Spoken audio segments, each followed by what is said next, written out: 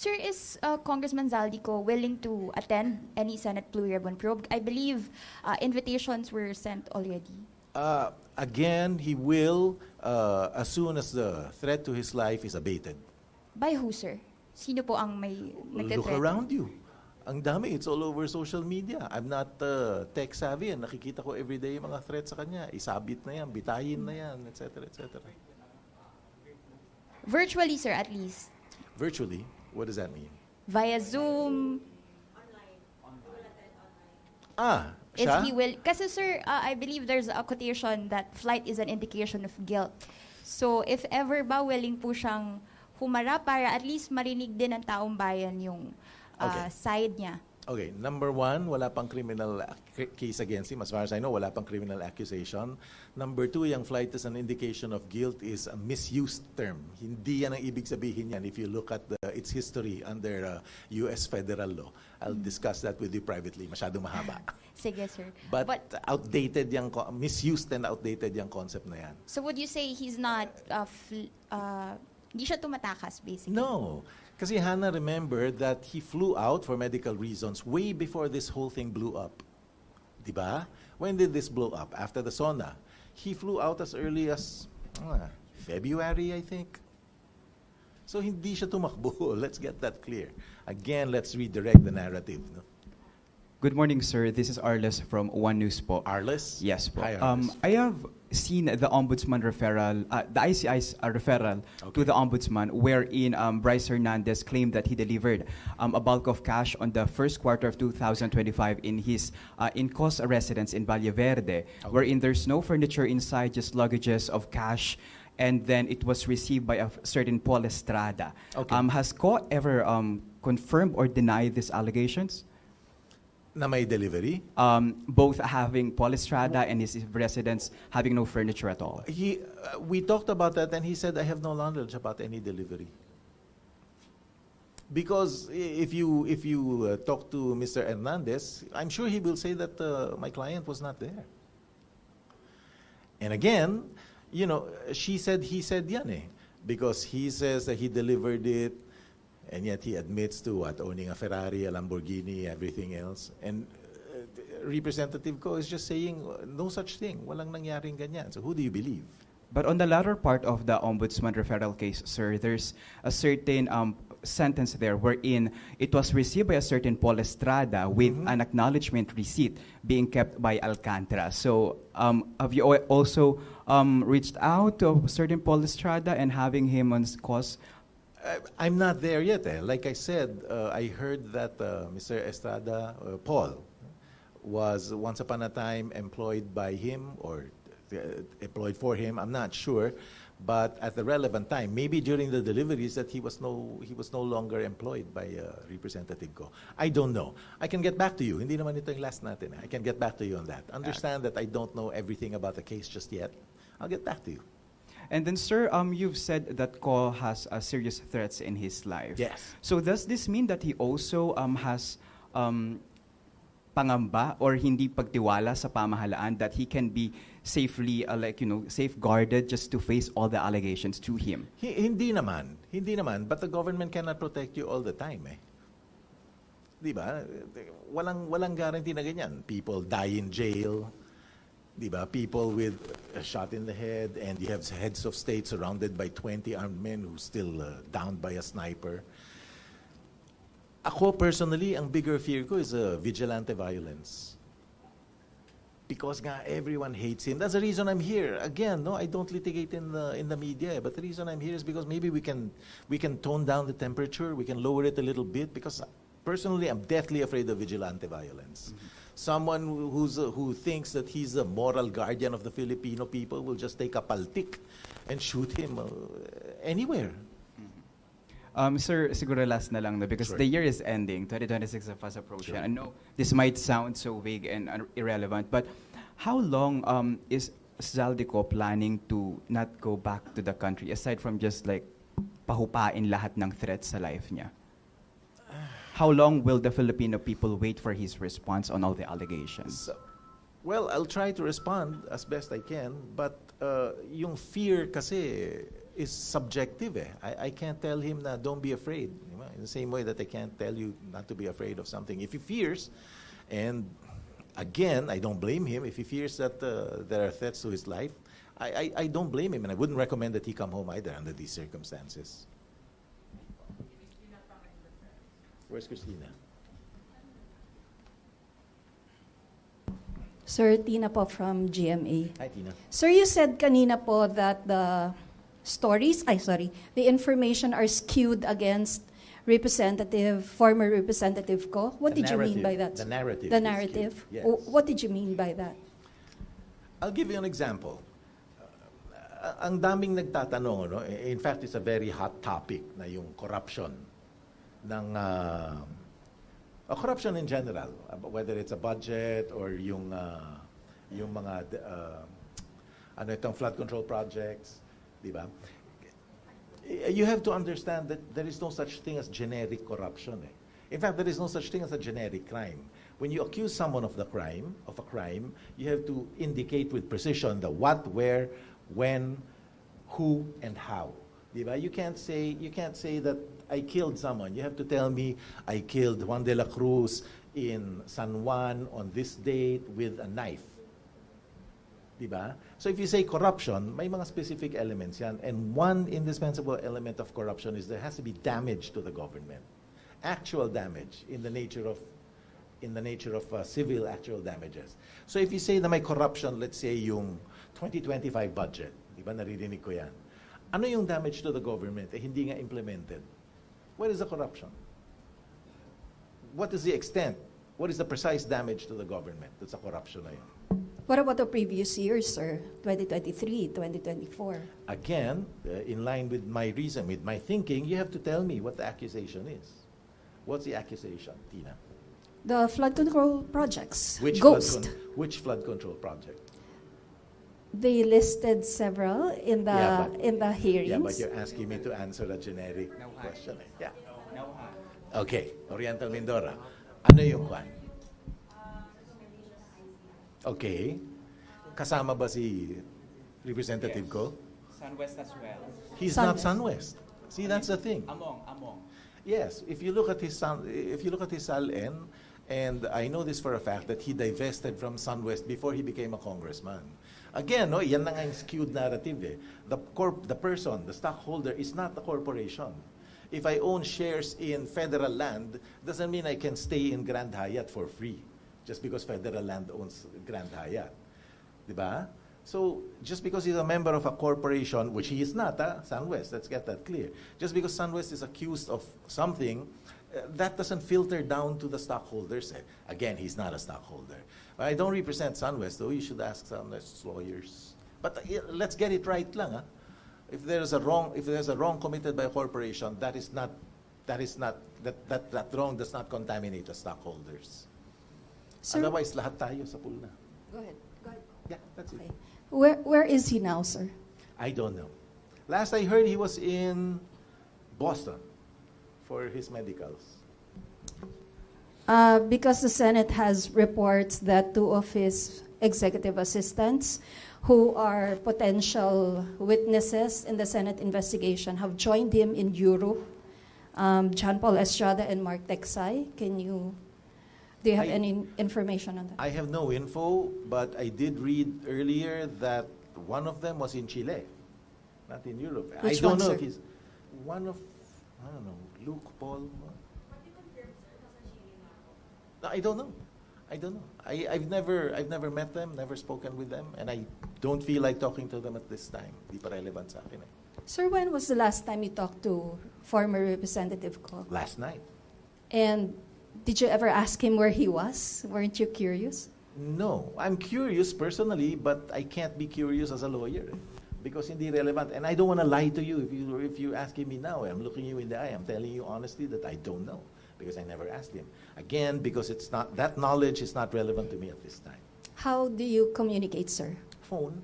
Phone? Yes. But you can tell from the number No, I cannot. where his location is. No, I cannot. Oh. If you're asking me whether it's a foreign SIM, Yes, sir. can't tell you. I wouldn't know myself. Okay. Sir, kanina you also mentioned that you fear vigilante violence. Is that- Personally. yes. But is that also Mr. Co's fear when he returns to the Philippines? He has a general fear of being shot, whether by a vigilante or by a political enemy. He doesn't know. I can't answer that with precision. So is it safe to say that in the next few months until next year, we won't see him in the Philippines? We'll see him as soon as the fear of violence against him abates. So I don't know. Might be next week, might be January, I don't know. Okay, so thank you. Surely. Hello, sir. Good morning po. Ben Pulta po sa Philippine News Agency. Hi, Ben. Ka-clarify ko lang, sir, yung the SALN is generally available. That's what you're saying. Pero Yes. only if you can answer, how much did the assets did Mr. Cod declare the first time he was a lawmaker? Oh, I can answer that. 4.1 billion in 2019. Let me point out, ito na naman yung skewed narrative. I did some research, and who's the richest senator you know? Alex. Mark Villar declared a net worth of 1.4 billion. His mother, Cynthia, declared in 2020 a net worth of 3.8 billion. Next is Manny Pacquiao, 3.1 billion. Or the other way around, one or the other. So, in 2020, when Representative Co joined Congress in 2019, 1 year earlier, he was already richer by Cynthia than Cynthia Villar or Manny Pacquiao.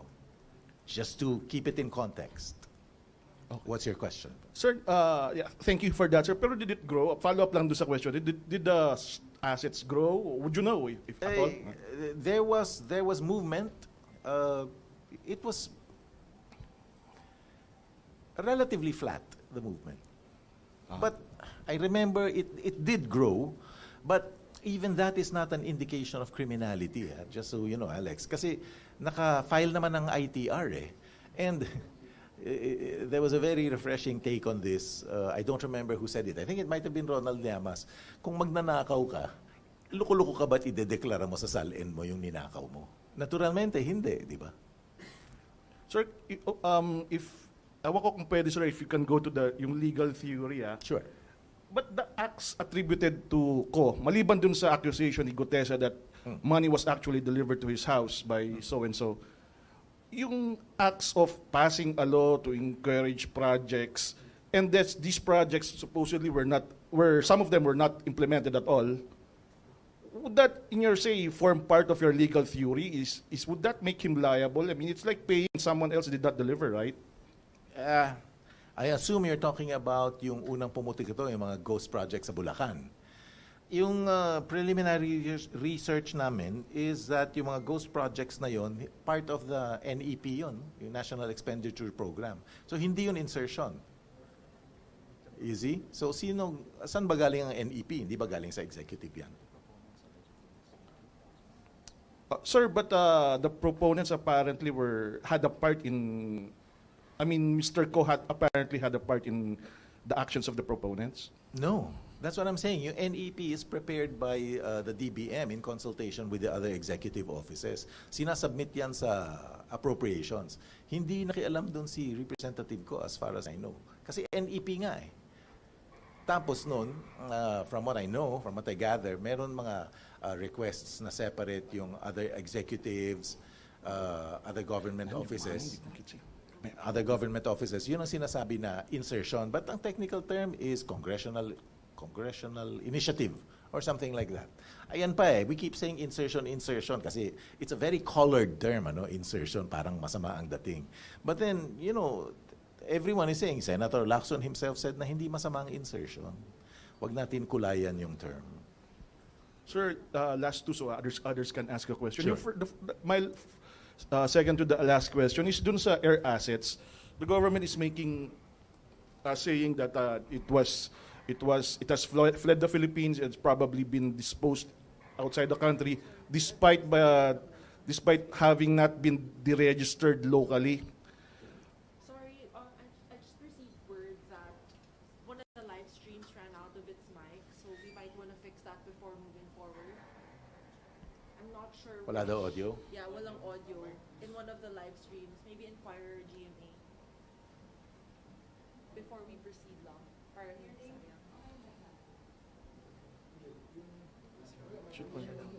Oh. This seems to be working.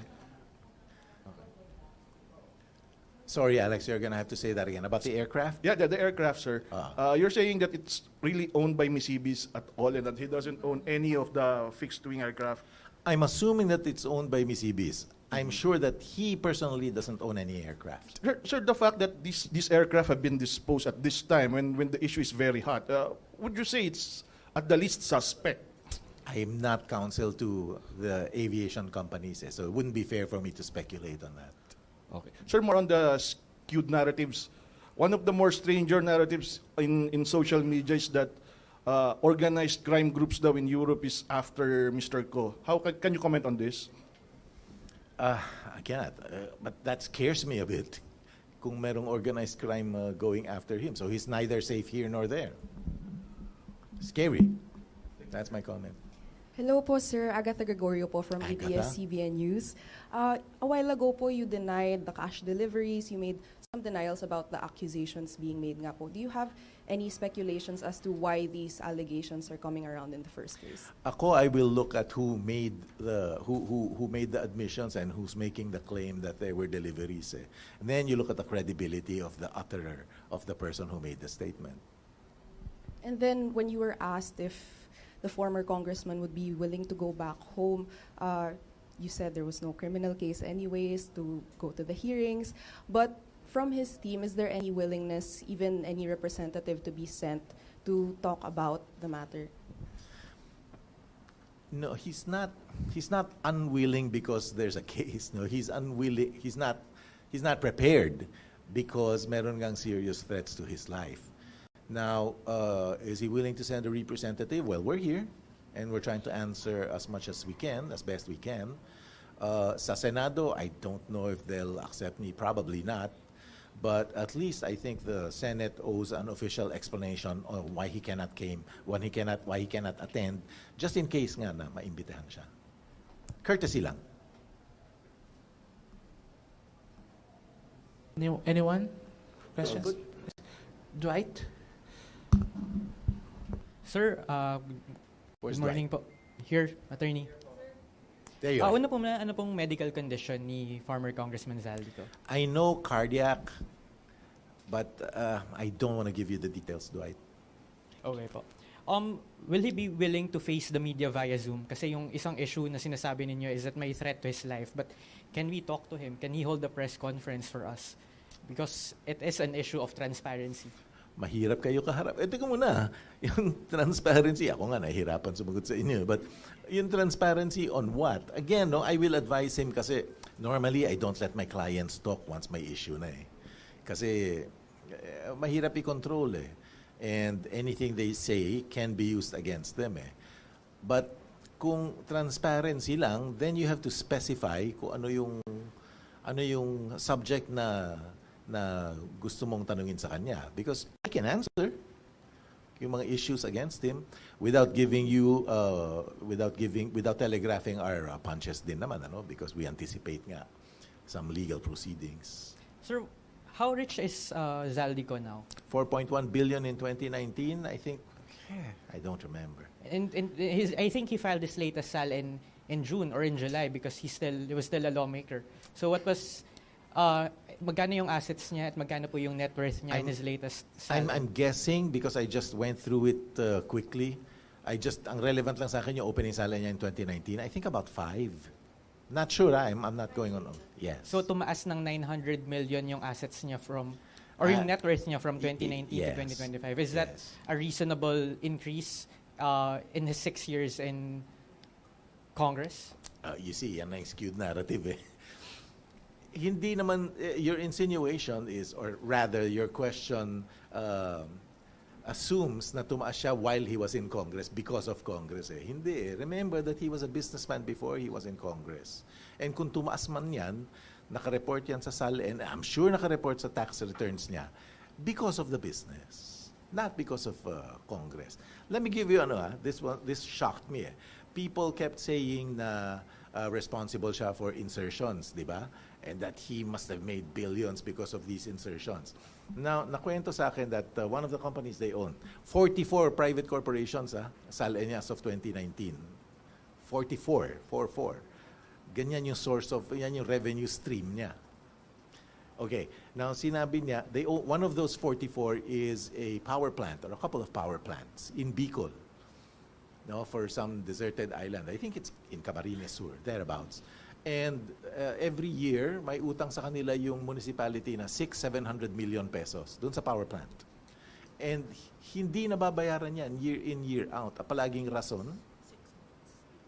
6 months daw yung cycle nila. Ang rason, sometimes hindi nababayaran is walang budget. Now, you have a person who you were accusing of making illegal insertions in the budget and making money from it. If he had the power to make the insertions, don't you think it would have been smart of him to insert an item so the power plant company of stock in which he owns would be paid? Parang yung kumpanya niya mismo hindi bayad eh. Not a small amount, 600-700 million every year. Although sir, just siguro for clarity lang din, marami pa kasing congressional insertions ngayon o whatever you call that, that's still not open to the public, especially yung mga nangyari noong 2023, 2024, 2025. All of these, former Congressman Zaldiko was part of the small committee in the House. He was part of the BICAM. It is the subject of public debate. There's a call na gawing transparent itong mga proceedings na to, which is why we are asking these questions. I know that your narrative here is that there's a skewed narrative, but this is just our responsibility as media to ask these questions. Sure. For example, Congressman Toby Tiangco is one of the people who allege that there are billions of pesos in insertions facilitated by former Congressman Zaldi Co. Is it true or not? We don't know. But this is why we're asking these questions. Marami pong mga dumabas na rin nga sa House, sa Senate hearing, na na-mention na po si former Congressman Zaldi Co. Again, also in some of the referrals, if you want to call them complaints, they also named Zaldi Co. So again, this is why we are asking these questions. Now, sir, about the SALN, because you've kept on telling na kung makita nyo lang yung SALN ni Zaldi Co, can you just give it to us? I don't have an additional copy.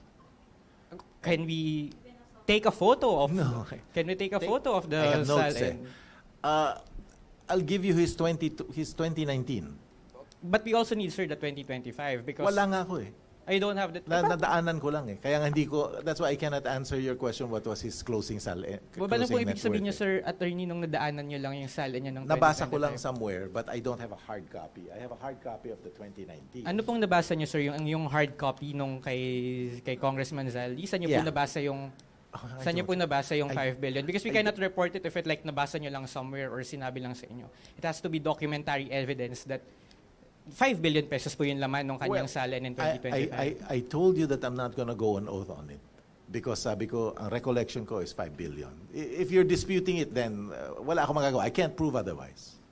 Okay po. A few questions na lang, sir. May, how does your camp respond to allegations of labor issues in Misibis? I learned that mayroong labor complaint filed by a former HR manager against Misibis, including the owners including Zaldico's wife, Maylene. Couldn't tell you, Dwight. I'm not counsel to Misibis. Okay. So no response to the service charges? I can't respond. Service charges? I can't respond. I know nothing about that case because I'm not counsel to Misibis. Okay po. The former HR manager also said that he was tasked to process the passports of personal staff of Zaldico, including the household cook and I think one more aide. Is it true? Can't answer you. Cannot answer. I can't answer you because I don't know, Dwight. Okay. I'm not evading anything. Like I told you, I'm not counsel. I haven't spoken to these people. Okay po. Sige, yun lang yung questions ko. Thank you po. Surely. Sir, papahabol lang ako. Camille. Sir, since sinasabi niyo po na worried kayo dun sa vigilante violence, no? Sir, ano po yung pwede niyo sigurong mensahe sa taong bayan? Kasi syempre, sila po talaga yung, hindi naman po magkakaroon ng rason yung galit ng taong bayan, bakit sila nagpo-protesta outside, no? Kaya hinihiling nila na harapin ni Mr. Co itong mga allegations because he's not just a private citizen. He used to be a public servant. At pera po ng taong bayan yung pinag-uusapan dito. Okay. Naiintindihan ko, ito yung message ko, no? Naiintindihan ko na mainit ang ulo ng mga taong bayan. Pati ako, believe it or not, naiinis din ako. No? Narinig ko na si Ruy Rondain, may Lamborghini at saka Ferrari, etc. Naiinis din ako. But ang appeal ko is, let's look at the evidence. Kasi madaling masway pag naririnig natin na ang dami-daming pera nito. You know, you look at the evidence, 4.1 billion opening, richer than Cynthia Villar or Manny Pacquiao. Tingnan naman nyo, sinasabi niyo na nag-increase ng 900. Okay, let's play with that number. I'm sure sa negosyo galing yun. Now, handa ba siyang harapin yung mga accusations? Depende kung anong accusations. No? Like I said, Camille, wala naman generic or general accusation. Na-corrupt ka. Sabihin mo sa akin kung paano ako naging corrupt. Nagnakaw ako, sabihin mo sa akin kung saan ako, anong ninakaw ko, magkano, kailan, how. Diba? Then harapin. Because otherwise, mabang mangyayari niyan eh. Kung paupuin mo yan dito, tanungin, sagutin mo nga itong corruption allegations, even I wouldn't know how to answer it. Kasi, ano nga corruption? 2025, 24, 23, ano yung damage to the government? Remember, lawyers look at corruption as a technical term, ha? Hindi yan street term to us. Question lang, pahapon lang po. Does Co know Yusek Roberto Bernardo of the I DWH? don't know. I didn't ask him. Kasi if I'm not mistaken, dun sa previous Senate hearing, sinabi po niya na nag-usap daw sila via call asking if maayos kausap si Henry Alcantara and then nag-introduce po dun nga kay Alcantara to make projects for Zaldy Co. So, hindi niya po kilala si Yusek Bernardo. She said, he said. And, I mean, yun ang sabi niya. We don't know kung totoo yung sinasabi niya. I'm not saying he's lying. I'm just saying na kung magkaiba yung sinasabi ng dalawang tao, it's a question of who's more credible and who's more believable. So, pati po yung pagsabi na may 25% commission daw na nakuha si Co, those are all not true. Wala akong information. I will assume that it's not true. Okay. So, they've never met si Yusek Bernardo and also Zaldy Co. Again, I don't know. I have no information. But if he's saying that my client got a 25% commission, I'm telling you that's not true. Okay po. Thank you po. Sure. More questions?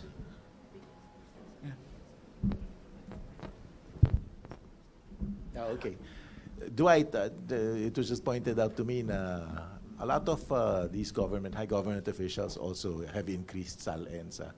And pinapoint out nga nung anak ko na si Ping Lacson, si Senator Lacson, nag-increase din. So long as ma-justify, nothing wrong with an increase. In fact, ang net worth mo should increase. Sir, but our recall sana is we hope to get the copies of the SALN. Tulungan na lang tayo. I'm sure na open yan sa ombudsman. But is he willing to release the SALN? Let me ask him. Sige, let me ask him. Yeah, let me ask him. Let me ask him if he's willing. But I can almost imagine him saying, bakit pa? Kunin nila sa ombudsman. Saan available yan? Ang understanding ko. Sa House? Sa House, but he's no longer a lawmaker. So we're worried that we might not get it. But if he's willing to provide, then isn't that the first step to transparency? That there's a former congressman accused of corruption willingly releasing his SALN to the public.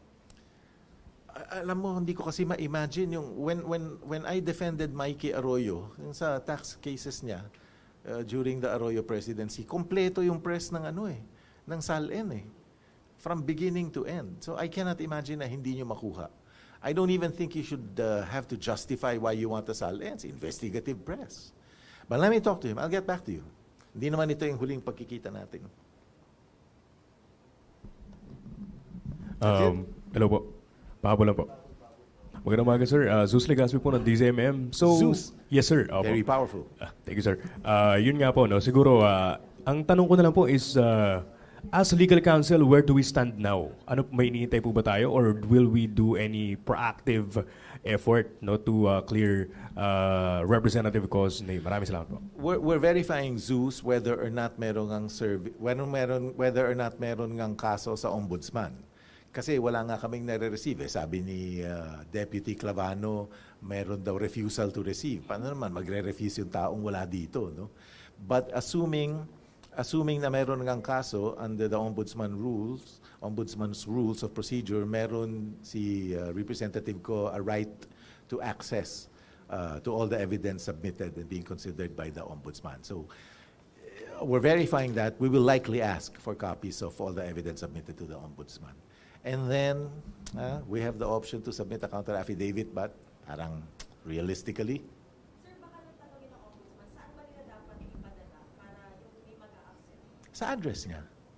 Which is, I don't know. yung pinaka-last address daw, yun doon daw yung pinadala nila. Yung address na nakaregister sa house. Yeah. Sir, may action na ba yung AMLA on his bank account? And is he willing to, execute a blanket waiver of the secrecy of deposits? Ang alam ko na may freeze yung AMLA pursuant to the first request ng ICI, di ba? And his assets and the liabilities are declared in his SAL-N, so I would not recommend that he execute a blanket waiver. Let's maintain some privacy naman, di ba? Kasi kung meron kayong accusation, not you, but kung merong accusation, i-prove mo. You have to understand that lawyers are not required to prove their client's innocence. It's the other way around. So kung yung gobyerno sinasabi na meron krimen, i-prove mo yung krimen. All we have to do is defend. I don't have to prove that he didn't commit a crime. Sir, may plano po ba si former Representative Co to file libel charges against those who said or testified sa Senate? Would if we could. We should. Pero distraction lang yan at this time. At this time, distraction lang. Nakakainis eh. Lalo na marami mga vloggers na hindi based dito. Abusados eh. Ha? Dean Chase. Ayan, abusado. Nakikita pa yung video niya na I dare you to sue me. I'm in the US. I'm protected. Hindi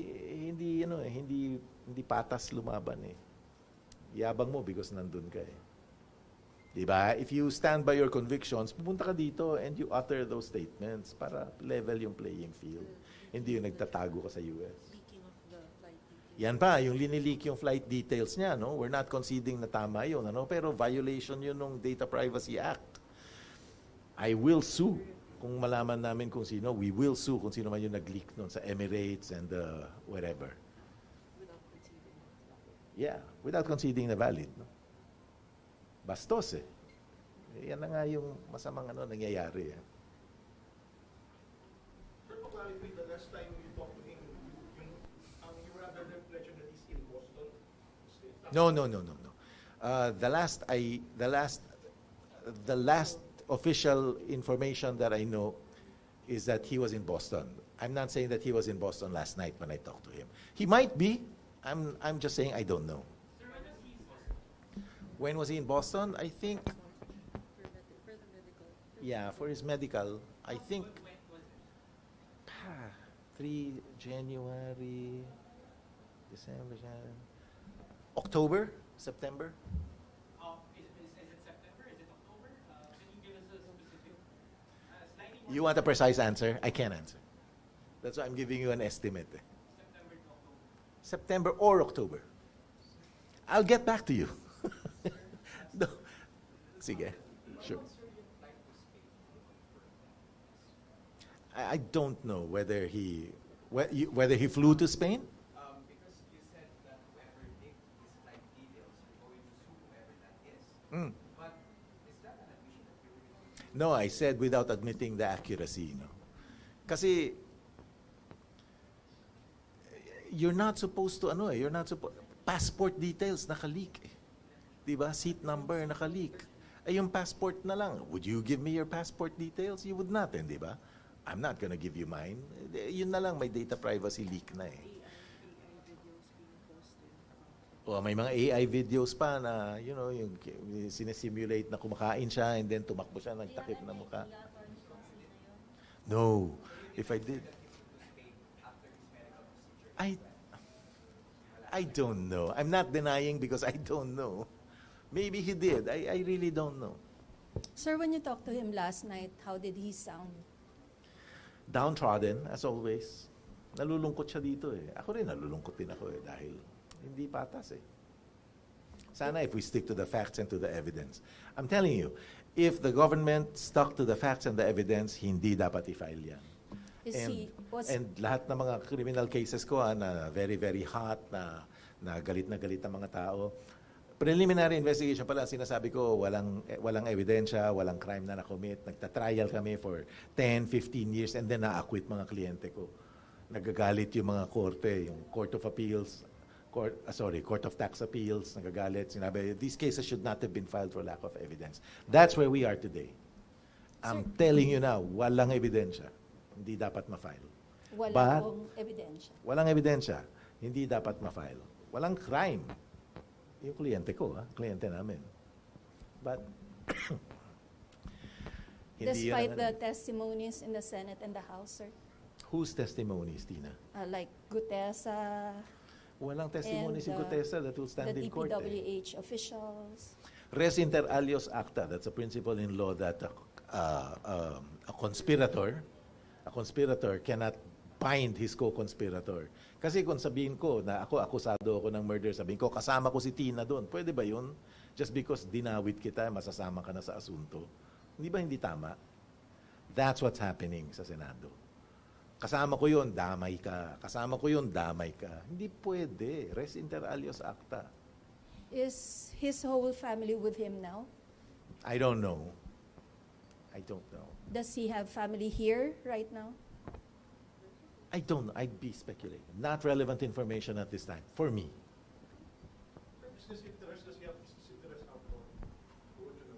I don't know, Alex. Sorry. I'm guessing wala. Wala sa salain niya. At least wala ako napansin sa salain niya.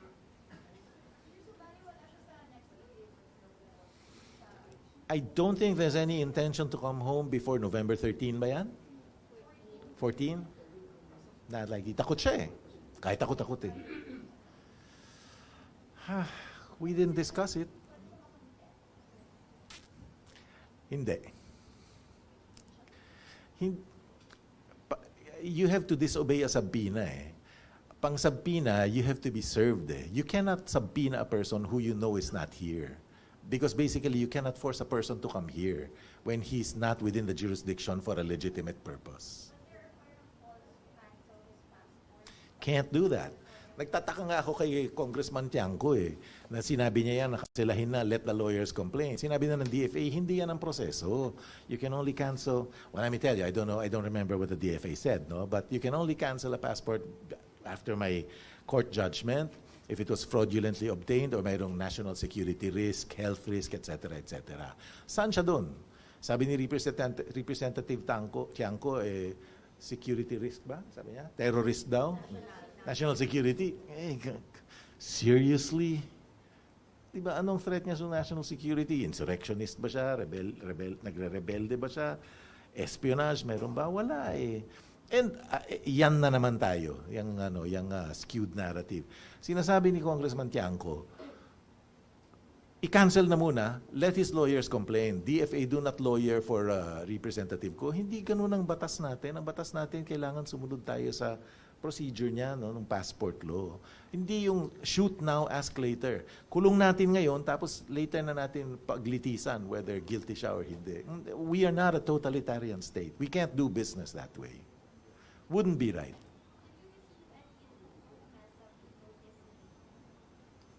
No, I have not. Sir, if I may ask, how were Sure. you tapped by the former congressman to be speaker? I like to joke. Sinabi ng isang client ko, sabi niya, competence shines. I like that.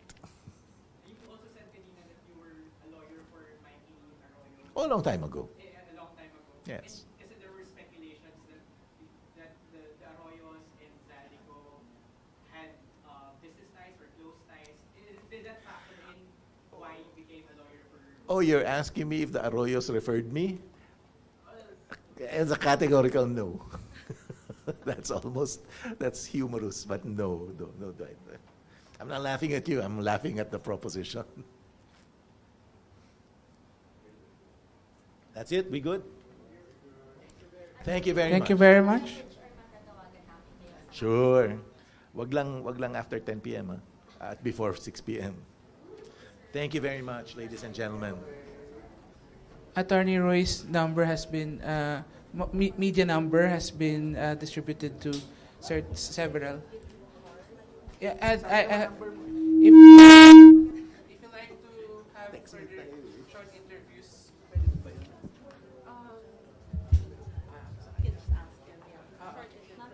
short interviews, and then we have lunch. Let's see. Oh, I wasn't laughing at you. Oh, I will message you after. Para if you ever need I love your nails. Kasama ko kasama yun.